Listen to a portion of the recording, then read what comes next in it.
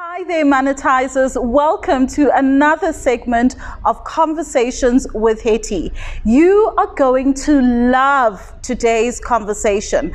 I have brought you South Africa's leading career coach, who is an expert in accelerating in your career. She's going to share with you the tips that you need to know to accelerate in your career in 2022. She's also going to share with us the different ways in which she monetizes in her career. It is an absolutely fantastic conversation.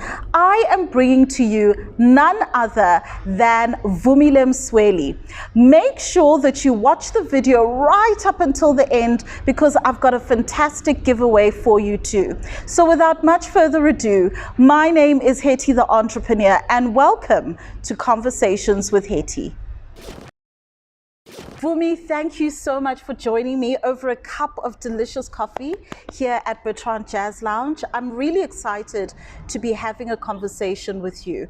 So our topic for today is all about career acceleration and the secrets to career acceleration. So we're at the beginning of the year, we're setting goals for ourselves. We've got all of these ambitious dreams that we have for our career. And I really want you to help us in this conversation to navigate the career waters. So you're a leading career coach, not only in South Africa, but the entire continent, which is absolutely incredible. Maybe let me start and just put you in the deep end. Why career coaching? That's a very good question. So Hetty, I found myself at the age of 24 sitting at Extended Exco. And so my career had accelerated very, very quickly, right? Who the 24 is reporting to the CEO. And I looked around and I was the only woman. I was the youngest person in the room. And I was the only black. Oh, goodness. So automatically the imposter syndrome kicked in. Who are you? Are you worthy enough? Do they think you're just another BE appointment? Are you really going to add value here? These people know that you're a fraud. And in trying to sort of navigate that internal conversation, I asked for assistance. And of course, they put me in touch with a coach, which is always a fantastic thing to do. But this particular coach could not assist me. She had no idea about what it was like coming from my context. She had no idea what it was like to even be in a boardroom. So I'm telling her scenarios where she can say, I can imagine. I don't want you to imagine, I want you to know. And relate. And relate. Yes. I want what I'm saying to you to really resonate. So it was in that moment I saw a very unique opportunity. I was like, right, I think this is what I can build as a business. Yes. Really helping people navigate their careers, to accelerate in their careers, to be confident in the boardroom, and to really understand the rules of the game. Because the rules of the game that I understood got me to that point. But to be able to break that barrier to that next level, I needed support. Yes. And that's why, for me, I became a career coach. You know, it's interesting because often at times when we do think of our careers, we don't see it as a game. And when I think of any game that needs strategy, it needs key players, it needs you to know what is happening. What are the rules of the game and how should we be viewing our careers? The first is to realize it is a game. That's rule number one. You are playing a game. So a lot of you on the field, you're not scoring. You're seeing people left, right, and center score around you and say it's not fair. They just they're the favorites, or someone likes them. Not realizing you should get up, dust yourself off, and start playing. That's the first step. The second step is understanding the rules. And for me, the rules are very simplistic and they tend to be universal. Working hard does not suffice. It's a hygiene factor. We expect you to work hard. The second rule of the game for me is your ability to navigate strategically is going to be the foundation of your success. If you go in without a strategy, you're going to fail. Sure. If you don't have the right team, you're going to fail. And some of the key team members are going to be on the field with you. They could be your colleagues. Others are outside of the game. Those could be, key stakeholders. They could be people like your coach who are supporting you from the sidelines. So really understanding the team and the who that you need in order to succeed is going to be critical. And for me, the most important rule of the game is, where do you want to be? Because you could play all day long. You could win the trophy, but if it's not what you want, you're going to be frustrated. You're going to end your career, retire, and say, my career happened to me and I'm not even happy. So having a very clear destination in your career is a fundamental rule of the game for me. What happens if a person is listening to this and is thinking, okay, I do want to succeed in my career, but I honestly don't actually know what I want. What should be the first step in deciphering and unpacking that? So often when we don't know what we want, we know what we don't want. Yes, So yes. start there. What do you not like? If you wake up and I say to you, you are going to do this today, you're going to be like, oh no. Yeah. So the antithesis of what we want is a good starting point. So figure out what you don't want. Look at your current career and say, what do I enjoy? Because that's often a good indicator. A lot of us say, I hate my job. You don't hate everything about your job. Yes. There's certain days where you're like, oh, today wasn't a bad day. What about that day made it a not so bad day? So starting to realize, oh, I enjoy this, I don't like this, starts to nudge you in the right direction. Not exactly the pinpoint of where you want it to be, but you start heading in that right direction. And of course, then, as a coach, we do a number of exercises to really unpeel the layers, so we can get to the root of where it is that you're wanting to be. And it's okay for you to say, Vumi, this used to be where I wanted to be, but I've grown and I've changed. And I always say, the average person is going to have 8 careers in their lifetime. Is that so? 8 careers in your lifetime. So your career destination is going to change at least another 7 times minimum. Wow, that is interesting. I had no idea. Yeah. So you being comfortable saying, oh, I've outgrown this, I'm ready for the next challenge. Yes. So releasing what worked for you and now starting to change and shift towards where it is that you're wanting to be. Change is an interesting one because I think as humans, we're very much geared to be in the comfort zone. So where we're comfortable playing, where we know that our strengths are appreciated, and we're often afraid to take that leap of faith, even though we know that's what we need to do. If a person is considering to transition in their career, what are some of the things they should be considering? Should they then perhaps reach out to a coach like yourself? What should they do? So if you're looking to transition your career, you're wanting to decide what kind of transition. Are you looking to transition within the organization to say, Vumi, I love the company I work for, but I'm currently in IT, I want to go into the marketing department. So that's one strategy we'd formulate. Then there's some people wanting to transition within the industry to say, Vumi, you know what, I work for this telecommunications company and I want to work for this one. So those are strategies we also employ, which is slightly different because you're staying within the same niche. Then of course, it is a fundamental shift in industry. Where you say, Vumi, I don't even want to be in the same industry, in the same organization. Like one of my clients, I always use her as an example, went from medicine to makeup artist. Oh my goodness, look at that. So that's another fundamental transition. Yeah. And all these employ different strategies. And to help you, for me, it is reach out to a career coach. Because if you could do it on your own, you would be doing it on your own. So someone who really has the hours, who's got the experience to help you formulate that strategy and very practical, tactical things that you can start instituting to get you to enforce that transition. You'd be surprised, Vumi, but often at times, particularly within the African continent, coaching is still relatively fairly new. And a lot of people don't quite understand the coachee kind of relationship. What exactly is a coach, and how does affiliating and aligning yourself with a coach assist you in accelerating in your career? That is a very good question. So Hetty, if you think coach, I want you to think sports. Yes. So if we think, the biggest sports in the continent is football or soccer, literally it's someone who's outside. They're not playing the game with you, they're outside. They formulate strategies, they help train you, they work on your mindset, they point out areas of improvement, they leverage what you're doing well to help catapult you to score your goals. That is exactly what a coach does. And there are different levels of coaches. You won't get someone who coaches, the first grade team to go coach the national team. Yes. So you have to look at, what am I trying to achieve? What is the quality of coach that I need? What experience do they have? Who have they worked with before? That for me then says this person is a coach. And I think on the continent, we really mistake mentorship and coaching. We do. Can you distinguish the two for us? Definitely. It's not the same thing. Yeah. A mentor is someone who's further down the road. Yes. They literally have been where you are and they're further down the road and they're achieving what you would like to achieve. So if you think of it this way, if you get a Lionel Messi, yes, who is a player to mentor you, he's going to say, oh, you're wanting a deal with Adidas or Nike? These are the guys I used. They were very good. Oh, you're wanting to really succeed? This is the team you should be playing for. It doesn't mean he can now go and take Arsenal and make them win the match. because he doesn't have the experience of being a coach. He doesn't have that skill set. Yes. So the two are very different. One thing, former player, one is a coach.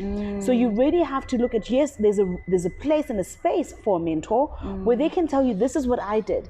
But just because that's what they did doesn't mean if you do the same thing, you'll succeed. Absolutely. Because your talent levels are different. Yes. That's where a coach comes in, because they've worked with people across the board who have, varying talent levels, varying challenges that they've been able to assist.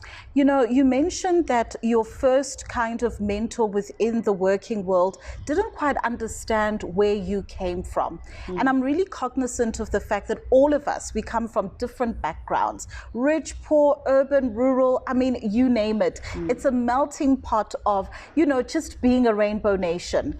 Tell us a little bit about where you came from. So I come from, fun fact, the smallest township in the Southern Hemisphere. Is that so?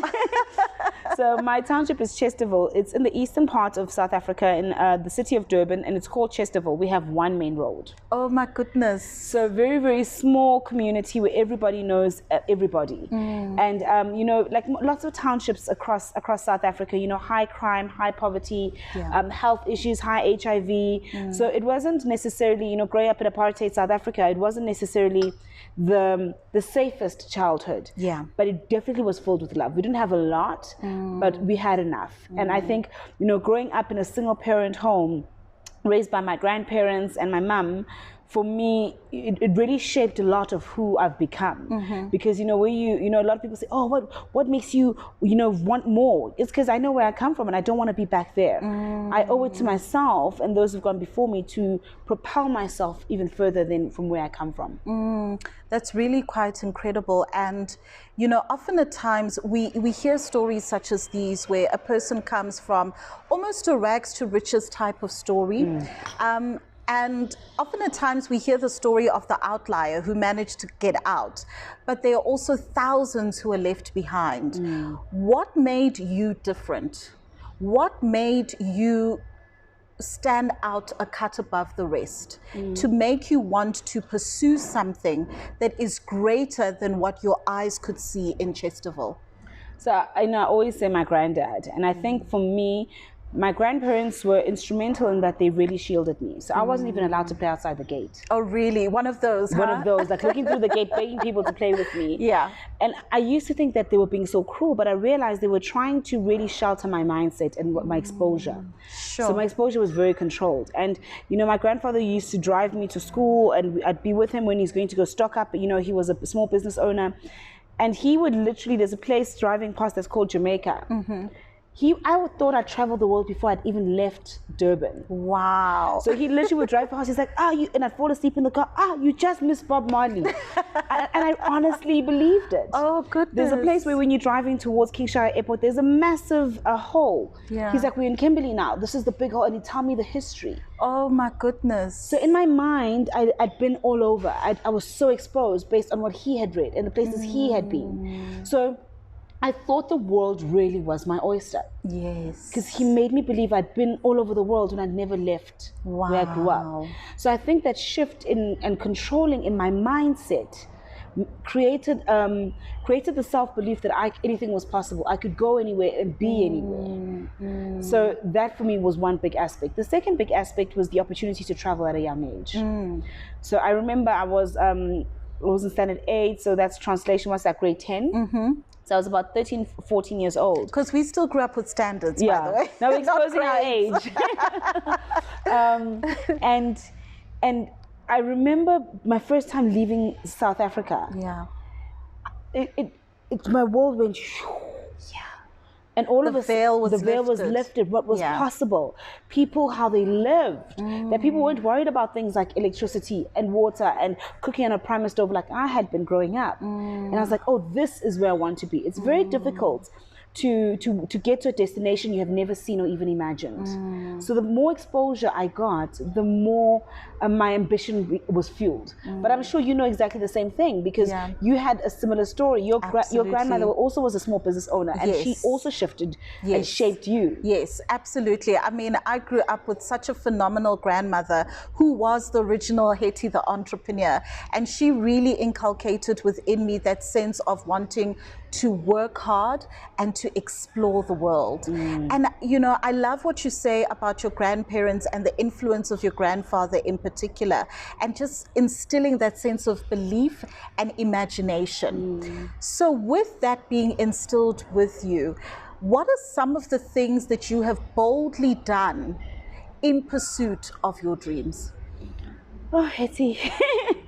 I love the way you say boldly, because it doesn't necessarily mean they were successful, right? Yeah, but you just went for it. I just went for it. I think the one that stands up the most for me is building my business in Nigeria. You know, I recall I'd studied in Ghana and Accra, and I was talking to a friend about, you know, I'm doing this coaching business, I said consulting, and I want to open up in West Africa. And of course, Ghana is natural. You know, I studied in Gimpa, in Accra. So I've got networks, it's natural. She says, oh, yo, you'd rather do that than go to Nigeria, because Nigeria, you'll never make it. Oh, challenge. And I was like, me, never make what? I beg. God forbid. Yeah. So of course, I then packed up my bags and moved to Nigeria. Wow. And I had That's bold. I'd come up with a strategy that, okay, this should take me 3 months. It took me like 2 months in South Africa, it'll be fine. And you know, almost a year later, is when the business started taking off. Yes. And it literally, I'll never forget, it took off. I was sitting at the MTN lounge at the airport, at the Mutala airport, and I was talking to a friend. I was like, you know, I'm so done with this country. I've tried so hard, it's not working. I love Nigeria. Why doesn't it love me back? Yeah. And literally, a gentleman was listening to this conversation. I hung up the phone. He said, a South African who loves Nigeria. And he burst out laughing. And I was like, what? That became my first client. And that one deal covered all my expenses for that year. Yeah. So it showed me that, you know, one, you're always selling. You're always at a point where you never know when that client and that breakthrough can come from. And two, you have to really hold on before you give up, because the thing that could shift your business could be right around the corner. Absolutely. And it also taught me that, you know, just because what had worked in South Africa, it's not a plug and play. Yes. So sometimes you've got to unlearn things. Yes. In order to be successful. Yes. In a different environment, and even, you know, in the future. Yeah, absolutely. And I think one of the lessons I'm getting from the story that you're sharing with us is also speak up about what is troubling you and what your goals are. You have no idea who is in the room, who is listening, and who can open up the next door for you.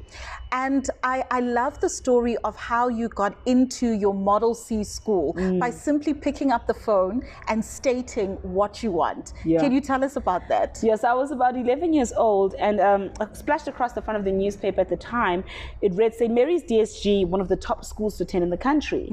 And my little 11-year-old heart was like, these are my people. Yeah. I need to go to the school. Yeah. And of course, at the time, there was no Google. I had to use a telephone directory, look up the phone number, put a few coins together. There were no cell phones, so use a dicky box, a public telephone. Yeah. Put the coins, and I phoned. And I literally told this lady that I belonged in the school. She told me that, Vumi, well, you can't come. You're in the 8th grade, then it's 6. You have to wait another 2 years. And when she found out I was from Chesterville, there was just silence. Because she knew there is no way we could afford the school fees. And looking back, the school fees at the time, I think it was like 10 or 12 times how much my mother made. Sure. So she explained that, you know, I'd need to get a scholarship, and that's all I needed. That's all I heard. Yeah. Is these are the requirements, and that's all I worked towards. Wow. So literally 2 years later, I went to St. Mary's and I applied for the scholarship and I got it. Wow. But and that's the principle for me that's echoed throughout my life. I see the goal and I just put, you know, my head down. I work hard and I work towards that goal. Yeah. And I think that one decision to determine for myself that I didn't belong where I came from. Yes. I belonged where I believed I belonged. It was probably, and I always say it was the first strategic career move. Because, you know, and of course I arrived at St. Mary's, I'm the only black girl in my grade. Yes. I'm exposed to people who play polo with Prince Charles. And I was like, this is how the other side live. And it shifted everything for me. Yeah. Oh, I love that. So magnificent. We don't belong where we come from. We belong where we believe we belong. I absolutely love that. You know, our entire conversation is about career acceleration.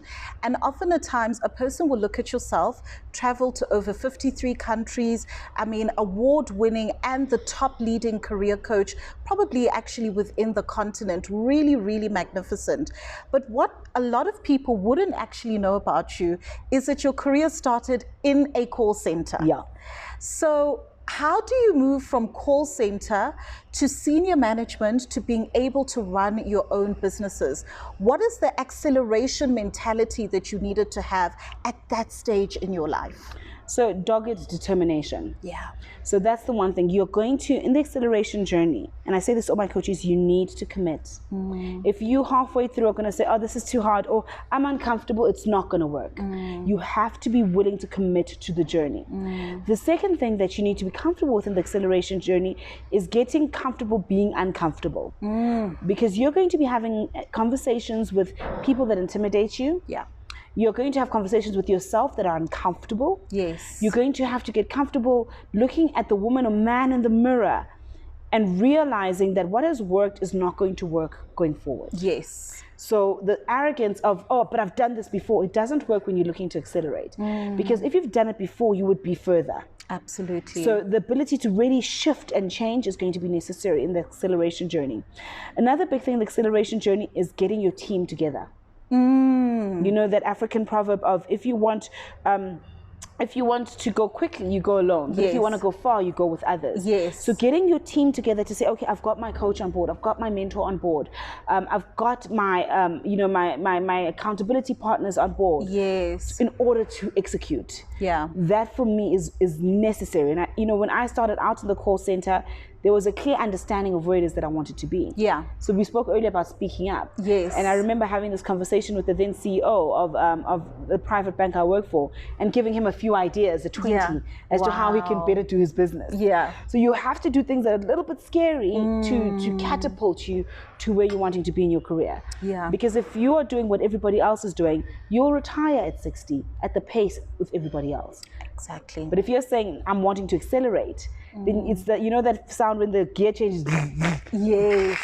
Yes. And that you feel that thrust. You have to get yourself mentally into that space. Absolutely. So over the years, with your illustrious career, you have put together the Career Accelerator program, which is really a culmination of all the lessons and everything that you've learned, literally packaged. And I'm fascinated by this because, I mean, I know you personally, so I've seen you travel the world and teaching these fundamental principles that you've packaged into this program. Can you actually just tell us a little bit about the program, what it entails, what people can expect from it as well? So you're right, Hetty. To put a career of over a decade into 2 months is hard. Yeah. But that's exactly what we've done. So literally it is a 2-month program, so it does require commitment. Yeah. For you to say, for the next 8 weeks, I'm committed to this. And how we've structured it is you have lessons, which of course I teach, and there's bonus coaching with myself. But above all, I've also gotten experts from around the world. And I know you're one of my experts. Yes, indeed. And you're definitely one of our favorites. Everyone always comes back to say, oh, I did not think about my revenue that way until Hetty came around and how to monetize. And I've gotten at this stage, we've got 12 special coaches who are experts in their field who come in and say, these are the principles you need to institute in order to be successful. Yeah. So every single week, you've got a bonus coach. You've got the theme for that particular week, and you've got group coaching where we then sit around the table and say, has this worked for you? This is what you need to institute. You know, with the last CAP program, we've seen, I think, over 3 people graduate, which is great. It's like almost 30% of the people have gotten promotions. Yes. So some people have actually said, Vumi, after that program, they changed their careers completely. Yeah. They've resigned and they're now confident to go start their business. We talk about, you know, are you still relevant in your organization? How to position yourself for that promotion? What is happening in the market? Looking at various revenue streams, talking about monetization, talking talking about personal branding. We talk about leading self and leading others. Yes. We talk about how to effectively relationship build. We have a coach who's an expert in relationships to come in and say, you actually aren't building relationships in a way that's effective. We also say your network is your net worth, but is it really? If you've got a fantastic network, but you don't know how to leverage it in order to really invest in your career. So CAP really is what it says. It's the Career Accelerator program. It really takes you from where you are to where you're wanting to be in the fastest time possible. But you have to commit. And it is a tough journey. Trust me, some of the guys say, Vumi, I don't want to talk about this anymore, because they actually have to be vulnerable to some of the challenges and areas of improvement that they need. But post the program, everyone has said how much it has shifted their lives and how their careers have fundamentally changed on the back of CAP. Gosh, I absolutely love the program.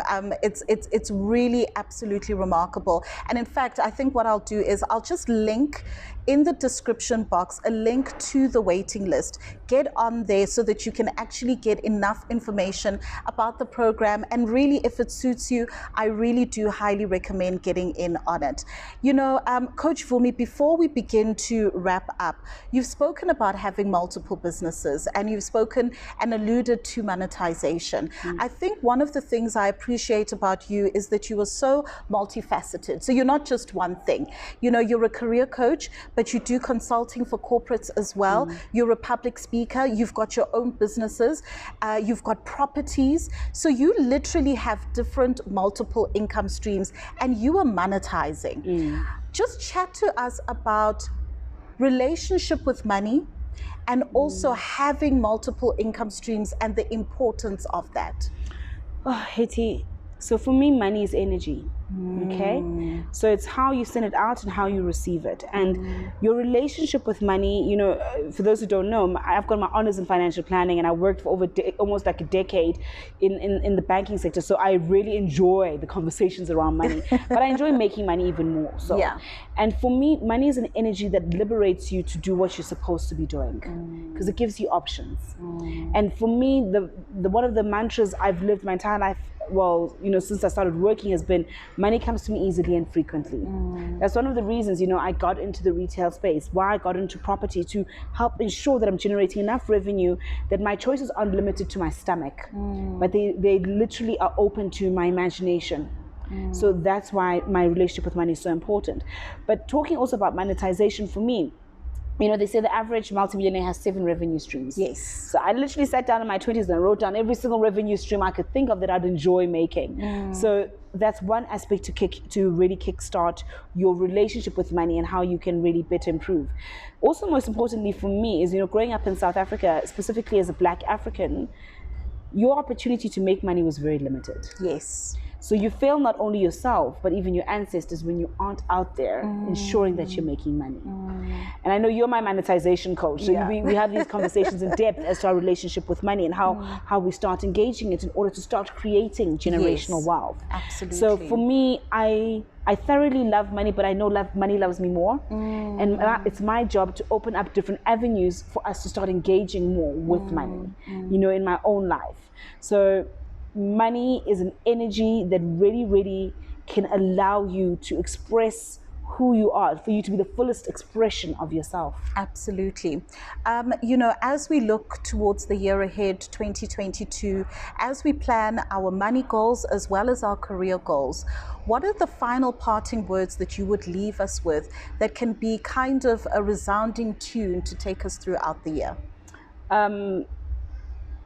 In looking specifically at your career goals, I want you to be very cognizant of the fact that your career goals need to not just work for the past, but also for the future. Yes. In the same way we spoke about money and how, you know, we had the pandemic, it changed. So that's why diversification became important. Yes. Your approach to your career goals also has to be very diversified. You can't just think from your perspective as an employee, but also from an employer perspective.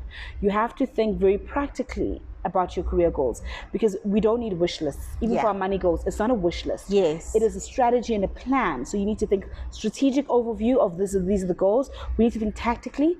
How am I going to operationalize in order to ensure that I'm able to execute? So in looking, and I think for me, your money goals and your career goals go hand in hand. Absolutely. One fuels the other. Yes. But you have to be open to doing what you've never done before, to earn what you've never earned before. I know when we started our journey, and I was like, I'm not so sure about having to engage people live, and now I do it on a weekly basis. Yeah. And I don't even have to think about it. Yes. Because I had to unlearn certain things in order to be successful in that arena. The same is true in looking to achieve your goals, both money and career. Oh, this has been such a jam-packed conversation. You have dropped gems as you always do. Coach Vumi, I really want to thank you for your time and the knowledge that you've imparted with us today. Thank you so much for having me, Hetty, and thank you so much for your views. They better subscribe. So that brings us to the end of today's conversation, monetizers. I really hope that you've learned a great deal about accelerating in your career and just living a full and abundant life. I'm going to link in the description box the link to the waitlist for the Career Accelerator program. And once again, we do have a giveaway this week. So our venue sponsors, Bertrand Jazz Lounge, is giving away a 200 Rand voucher to spend right here at their venue. All you need to do is to follow me on Instagram, Bertrand Jazz Lounge on Instagram, and comment down below what you have learned, the nuggets that you have learned from Coach Vumile. Thank you so much, and I will see you in the next video. Bye-bye for now.